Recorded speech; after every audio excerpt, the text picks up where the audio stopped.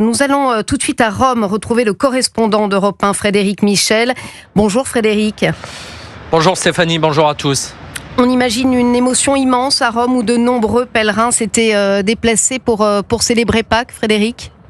Oui, et depuis le début de la matinée, l'annonce à 9h47 du décès du Saint-Père, ces pèlerins et fidèles se mêlent aux milliers de touristes qui sont là chaque jour sur cette place Saint-Pierre où je me trouve. En fait, je me suis écarté de quelques mètres car les liaisons passent mal. Il y a tellement de monde avec des téléphones portables. Tout le monde veut annoncer la nouvelle à un proche, dire qu'il est actuellement à Rome, alors que ce moment historique vient de se produire, la mort du pape François.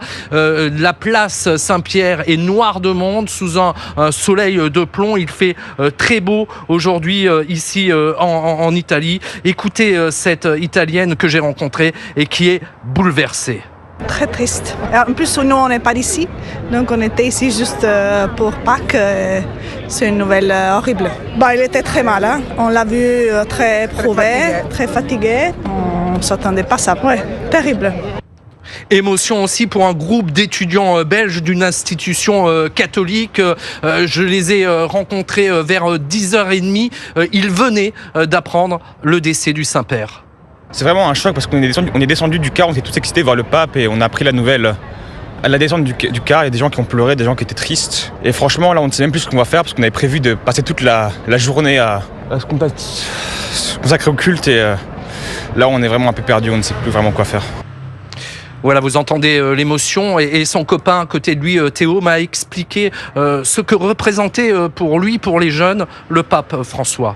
Pour nous, le pape, c'était vraiment un symbole d'avant-gardisme dans ce christianisme qui était jusque-là très fermé au monde et aux avancées.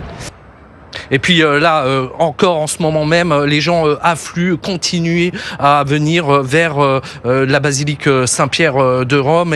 Et vraiment, il y a quelques minutes, j'ai croisé une famille d'origine musulmane à qui j'ai appris la triste nouvelle. Ils n'avaient pas consulté leur téléphone portable. Ils sont en vacances dans la cité éternelle.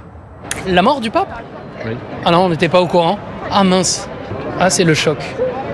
Mince alors. Et aujourd'hui, d'être là en plus à Rome, c'est quelque chose qui peut un peu perturber, je pense, n'importe qui, peu importe la confession. On est certain que ça doit toucher les catholiques au plus profond d'eux-mêmes. Surtout en ce jour-là, jour de lundi de Pâques, j'en ai encore la chair de poule.